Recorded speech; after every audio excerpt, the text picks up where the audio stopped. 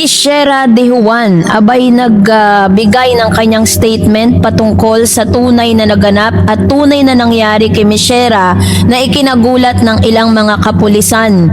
So sa mga unang investigasyon sinasabing wala pong foul play, pero base po sa narrative na inilabas ni Miss Shera matapos siyang matagpuan sa Season Pangasinan ay meron po siyang sinasabing something happened to bride-to-be na ngayon ay pag-uusapan natin. But before that, if you haven't celebrate ang buong Pilipinas matapos matagpuan si bride-to-be na si Miss Shera De Juan. So, tuwang-tuwa din at nagse-celebrate din ang pamilya ni Miss Shera De Juan dahil finally after 19 days ay natagpuan na nga po ang kanilang anak. Pero base po sa investigasyon ng mga kapulisan, meron po silang nalaman patungkol po sa pagkawala nito na tila baga ito po yung iimbestigahan po nila pagkatapos po na maipagamot si Miss Shera. So, meron pong balita po, no, ang News 5 everywhere, yan, 5 million subscribers na po sila. At ito, very detalyado yung kanyang sinabi dito. Napaka-detalyado ng mga balita na inilabas ng News 5 patungkol kay Miss Shera. Ngayon, hihimay-himayin po natin for your at medyo nakakaloka yung mga revelasyon ni Miss Shera De Juan. Pakinggan natin to.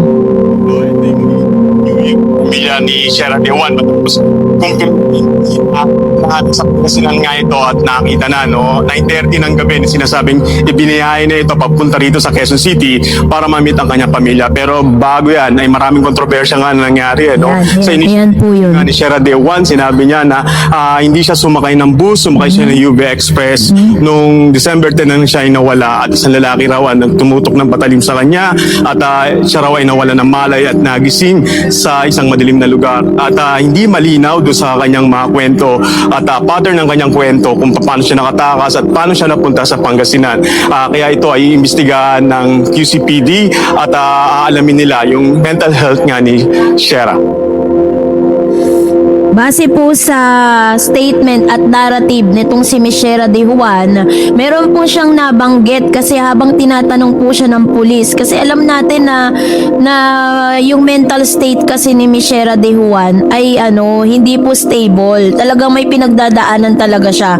Base po sa narrative nitong si Miss Shera De Juan ay meron pong isang lalaki na tinutukan siya ng patalim at itinali at dinala siya sa isang madilim na lugar, na hindi niya po alam kung saan yung lugar na yon. Ngayon, ang tanong po ng mga pulis is paano po nakatakas si Miss Shera at kung paano po siya napunta sa lugar ng Pangasinan. So, may mga theory kasi, 'di ba? If you remember, meron po tayong binanggit sa inyo na dyan sa lugar po ng Purview ay talamak po talaga yung mga mambubudol. Talamak po talaga dyan yung mga talagang yung parang mawawala ka sa sarili mo, kukunin ka nila, or kung meron ka mga gamit. Si Shera that time wala naman sila mapapala kay Shera dahil si Shera po ay wala po siyang cellphone na dala.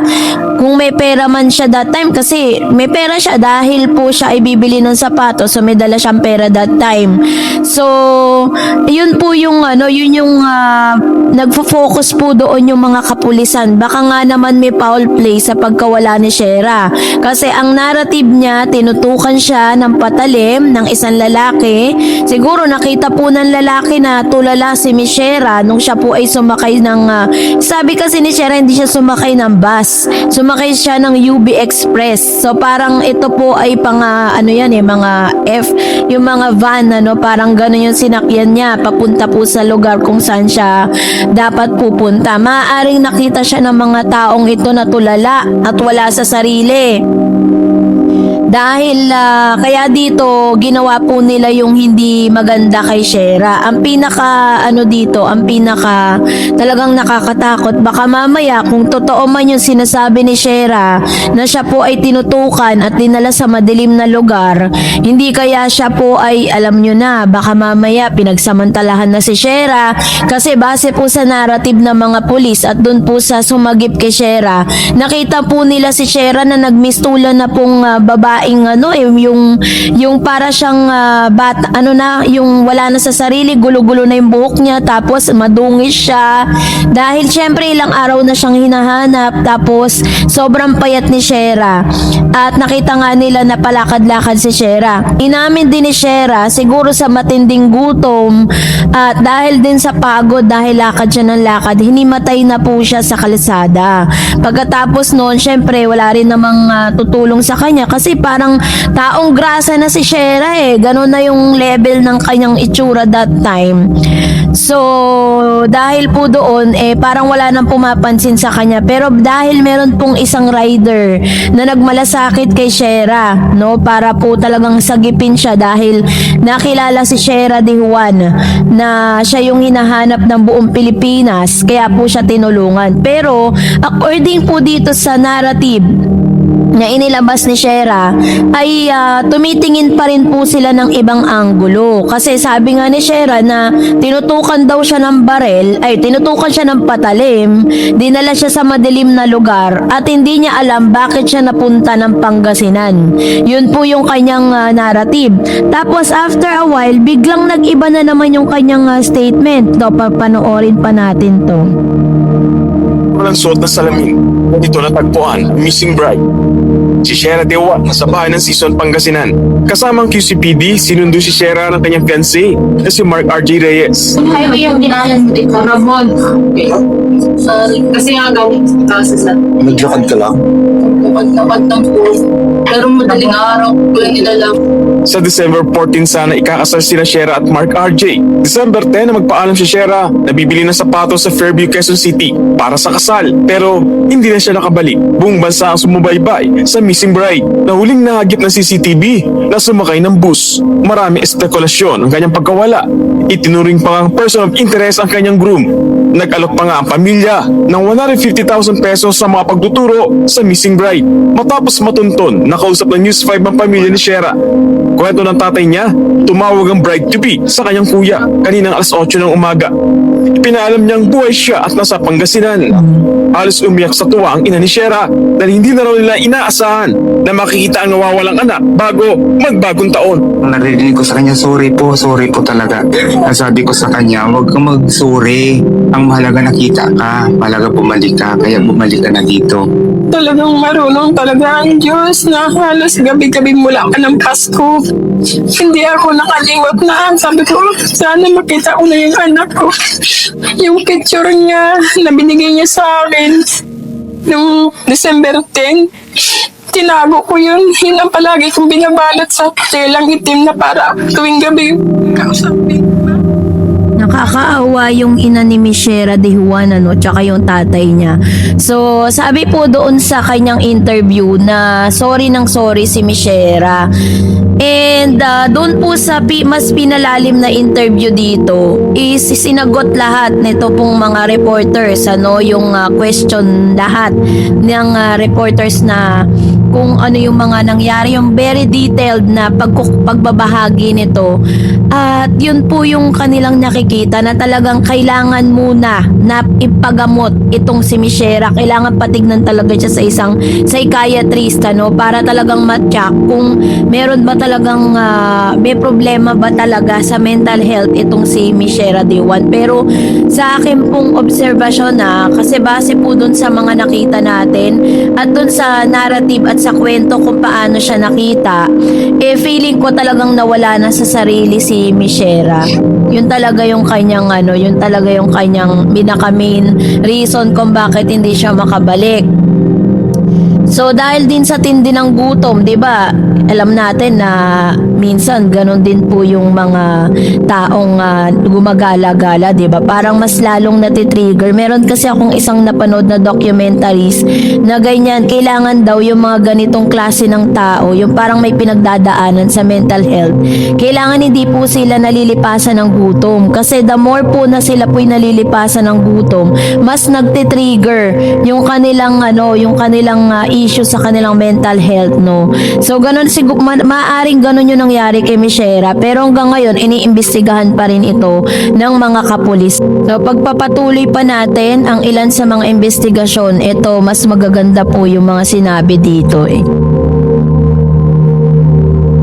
ulam na sinigang. Para nga dumating nga lang medyo delay dahil 9:30 pa nga umalis at ilang oras mula Season Pangasinan patungo rito sa Quezon City. Sabi ng QCPD Station 5 hindi na idadaan sa kanila dahil nagkaroon na ng initial investigation doon sa PNP Season Pangasinan. At kanina nga yung sinabi kong information na siya ay sumakay ng UB Express at ito nga ay maaaring kaso ng abduction ay iimbestigahan pa ng QCPD. Pero sa ngayon ay pagpapahingayin muna siya at bukas ay dadali naman siya sa isang ospital para ipa-check up ng QCPD para naman sa kanyang mental health. Saka na lang siya muling iimbestigahan para naman magtugma-tugma yung kwento niya kung bakit siya umalis. Kanina rin sa press con, sinabi ng QCPD na ito ay hindi first time na nawala sa kanilang bahay. At ito yung minsan ding umalis base na rin sa kwento ng isa sa mga kaibigan niya. Pero kinausap natin yung tatay kanina ni Shera at hindi niya makumpirma yung kwento na una itong umalis. Para sa kanila, noong December 10 lamang ito nawala. Bokman. Well, Gary, konti tanong lang kasi medyo may mga ilang detalye na parang hindi nagtutugma at least dun sa initial na pagkakakwento. Kasi nabanggit mo nga na tila merong tumutok sa kanya ng patalim. At nagising na lang siya sa isang madilim na lugar. But on the other hand naman, may kwento naman siya na sumakay siya ng UB Express, sumakay siya ng bus at nagpunta siya ng Pangasinan. So, sa huli, ano po ba ito? Ito ba'y voluntaryo siya kusang nagpunta sa ibang lugar o siya'y dinampot at pinilit pumunta sa ibang lugar?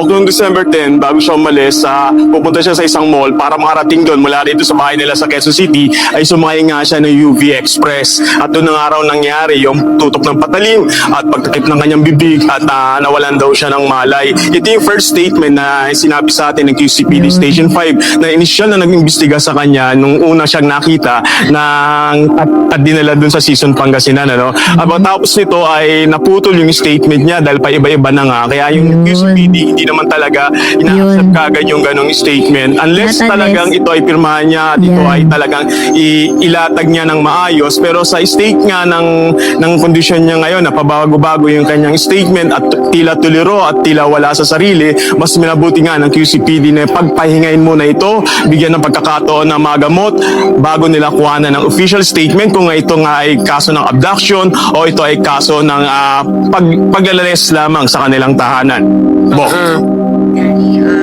So, yun po yung sinasabi dito ng mga kapulisan. So, kahit po sinabi or parang sa narrative ni Miss Shera De Juan na siya po ay tinutukan ng patalim, itinali at dinala sa madilim na lugar, hindi po pwedeng yun agad ang statement na paniniwalaan ng mga pulis. Kailangan po nilang imbestigahan kasi nga may inconsistency di umano doon po sa kwento ni Miss Shera. Pero kung ano po natin, kung titignan po natin, 'di ba? Parang si Miss Shera kasi litong-lito siya sa mga kaganapan.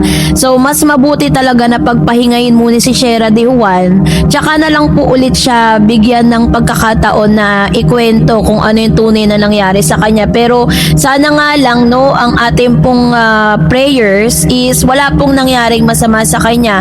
Kung totoo talagang may nanutok sa kanya ng patalim, sana lang okay po yung wala pong nangyaring masama sa kanya o kaya naman pinagsamantalaan siya or whatever. Yun kasi yung pinakamasakit 'di ba? Kasi wala sa sarili si Shera nung natagpuan siya. So yun po yung worry po ng ngayon sa investigasyon. To, panoorin pa natin. Sabi mo nga, medyo malabo pa yung mga sagot niya. But by any chance, nung siya ay nagbigay ng statement kanina, ano yung napakabigat na dahilan para hindi siya makarating sa sarili niyang kasal? Pero what's your impression about this? Hindi biro na hindi makarating sa sariling kasal. Correct. Mamaya tinanong ko yan sa tatay niya kanina, tinanong ko ba ito ba financial, at ang sabi naman ng tatay niya ay maayos naman na yung schedule ng kasal nila, wala silang bayarin na poproblemahin dahil naplano na nito matagal na. Hindi nila iniisip na dahil ito sa kasal, kundi ito ay dahil sa personal na problema na hindi pa nila nalalaman kung bakit, kung ano yung problema na dinadala ng kanilang anak, at bigla lang ito nawala sa sarili, naglakad at natagpuan nga sa Pangasinan. Ayan. Okay, Bok, pahabol lang. Kasi 19 days it's the 29th already of December. December at yata siya nawala. So 19 days. Halos 3 linggo na nawala siya. Hindi lang siya 1 o 2 araw eh. So yun nga, pansin nga natin na iba na yung damit niya, iba rin daw yung buhok niya, tapos ayun, Iba na. nakapantulog. Were they able to find out, were the police able to find out kung sino ang kumupkup sa kanya kung sakali? Bok, sabi kasi sa kwento, madaling araw nakita ito ng isang rider na naglalakad sa highway. Namukhaan nito na kilala niya yung mukha dahil nga rin sa pagkalat ng mukha nito sa SOCMED, social media. At kinausap niya to, tinanong niya. At tandaan natin, may reward money na 150,000 na sinasabi para lang matagpuan ito. At para makumpirma kung siya nga ito, dahil nga mukha na siyang taong grasa kalalakad niya at halos 3 linggo na siya at hindi naliligo, nagpapalit ng damit, dinala ito ng rider sa barangay at doon na ito pinalitan ng damit at Ayun. Yun pala. So, according po dun sa kwento po nila na itong si Miss, ito pong si Shera De Juan, nung siya po ay natagpuan ng rider, dinala po siya sa barangay, pinakain, pinaliguan, kasi ngayon po ganun po yung itsura niya. Buti na lang talaga, mabait talaga. Talagang prayer works kasi sabi po ng nanay niya na gabi-gabi siyang nagpe-pray, na sana nasa mabuting kalagayan yung anak niya. At sabi pa po dito sa balitang ito na bago po ito, parang ito po yung unang pagkakataon na nalaman po ng tatay at ng nanay ni Miss Shera De Juan na ito po ay naglaya. So ibig sabihin yung una pong pagkakataon na siya po ay umalis ng walang paalam, hindi po yun alam ng mga magulang niya. Maaring hindi na rin pinaalam kasi para hindi makadagdag dun sa stress na nararamdaman nung tatay dahil may sakit yung tatay. Tingnan niyo po kung nakinig po kayo, 'di ba? Parang puro sorry po si Miss Shera sa tatay niya, sa nanay niya. Sorry po. Alam niyo, nakaramdam talaga ako ng awa kay Miss Shera habang ikinukwento yun ng tatay niya kasi parang meron siyang pinagdadaanan pero ayaw niyang sabihin dun sa mga kapamilya niya dahil ayaw niyang maging burden ito sa kanila. 'Di ba? Parang tiniis niya 'yon ng ng napakahabang panahon. And isa rin sa mga talagang nagpa-bother sa mga netizen nung sinabi ni Miss Shera De Juan sa kanyang interview na mahirap pala magpakasal kapag marami kang iniisip. Which means na talagang during those times of preparation ng kanyang wedding, talagang magulong-magulo talaga yung isip ni Miss Shera. Maaaring nasistress po siya at the same time, meron po siya talagang pinagdadaanan tungkol sa kanyang, dun yung sa mental state niya nga. So yun talaga yung pinaka main reason kung bakit nawala rin siya sa sarili niya. Nakakaawa, nakakaawa lang.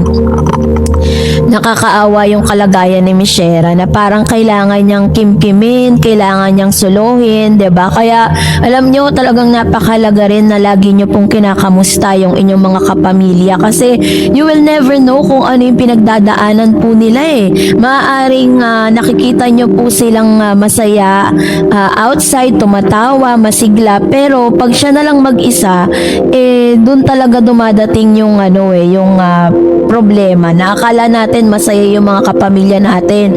Kamustahin po natin sila kasi hindi natin alam kung ano yung pinagtumatakbo sa kanilang mga isipan, kung ano po yung pinagdadaanan po nila, 'di ba? Yun po yung pinaka major lesson na pwede nating matutunan sa bahaging ito. Kaya naman ang prayer natin for Miss Shera, sana nga makarecover na siya at talagang gumaling na po siya at makatagpo na po siya ng kapayapaan at mawala na po yung kanyang gumugulo sa kanyang isipan.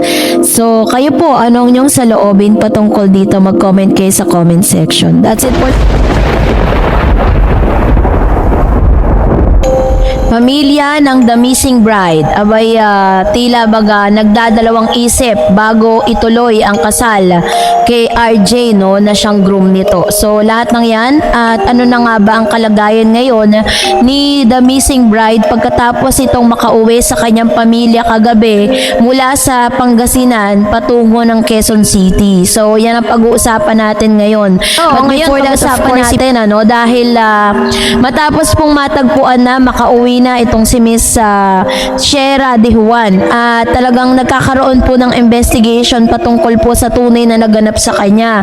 Kung hindi nyo pa po napanood yung updates natin, bigyan ko lang kayo ng konting kwento patungkol doon dahil meron pong ikinuwento or ibinahagi itong si Shera De Juan na sinasabi niya po dito na may pangyayari sa buhay niya na sumakay siya, hindi, ang kwento niya po ay hindi po talaga siya sumakay ng bus, kung hindi sumakay po siya ng SUV or parang mga mga parang FX ganon, 'di ba? Parang SUV siya, personal vehicle 'yon na sinasakyan ng mga passengers kung saan ka pupunta. Sinabi ni Shera, malinaw niyang sinabi na sumakay siya ng SUV at hindi bus ang kanyang sinakyan. Kaya naman pala kahit anong hanap ng mga kapulisan, no, na makahanap sila ng mga records kung sino yung mga naging pasahero ng mga bus station doon, kung saan po nakita siyang huli na nakatayo doon sa bus station na yon.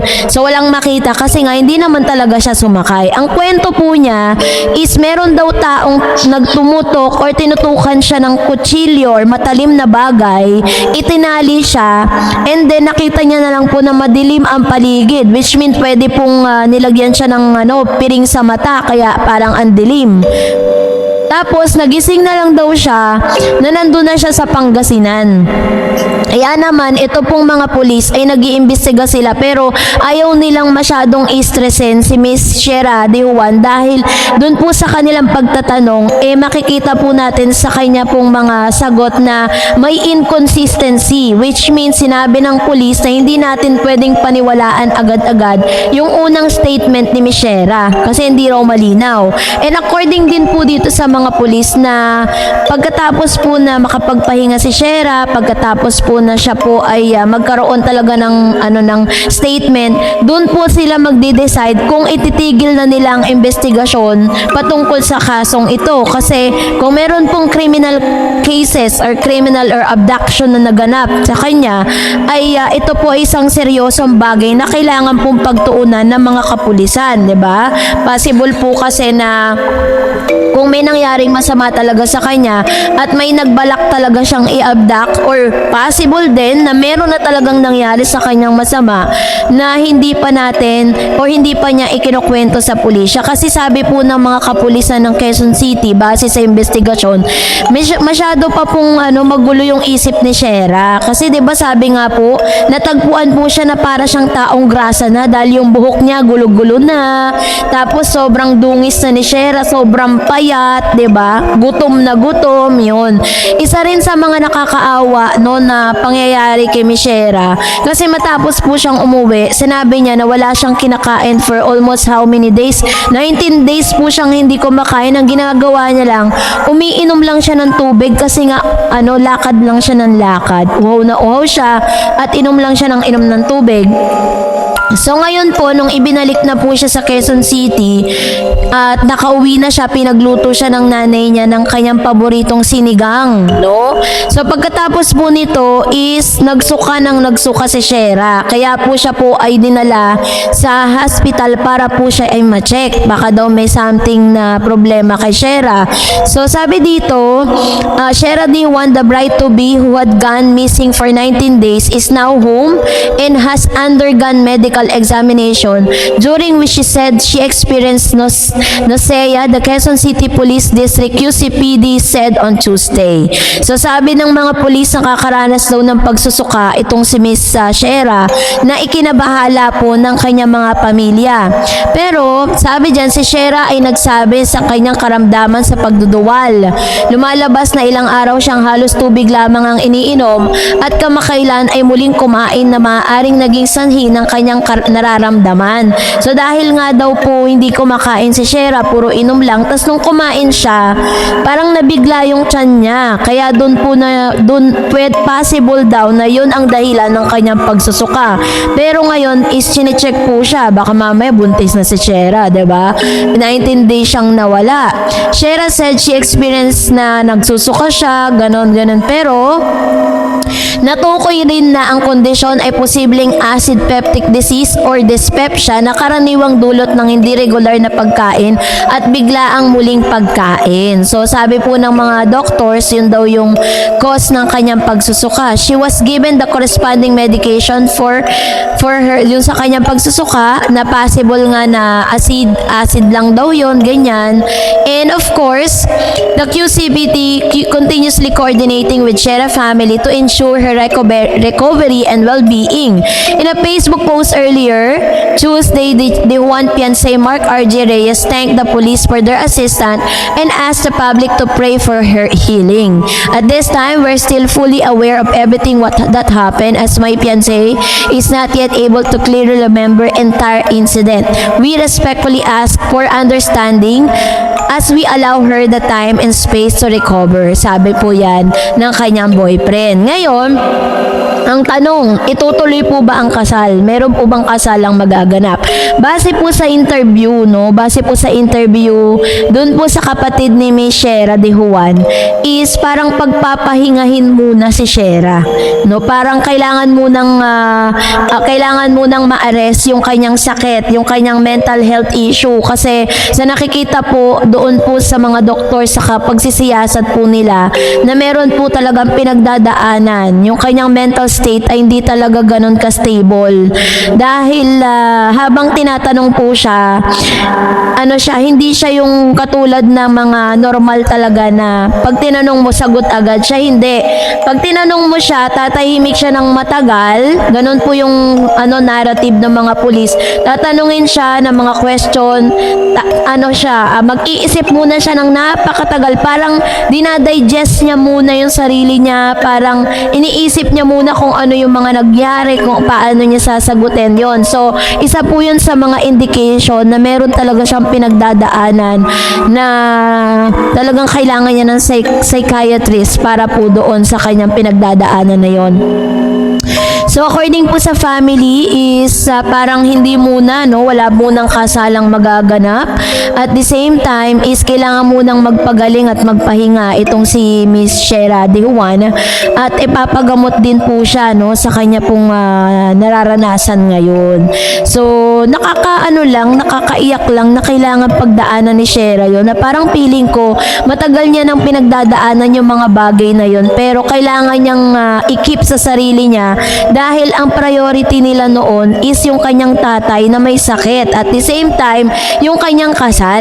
Ang tangi lang naman sinabi ni Shera noon na parang mahirap daw palang magpakasal kapag marami kang iniisip. Yun po yung kanyang isa sa mga trigger sa kanya, So ibig sabihin, totoo talaga na meron po siyang mga nagpapabother sa kanyang isipan. That's the reason why yun yung naging kanyang outlet para po makatakas dun sa problema. Kaya nga lamang is hindi po siya naging maganda.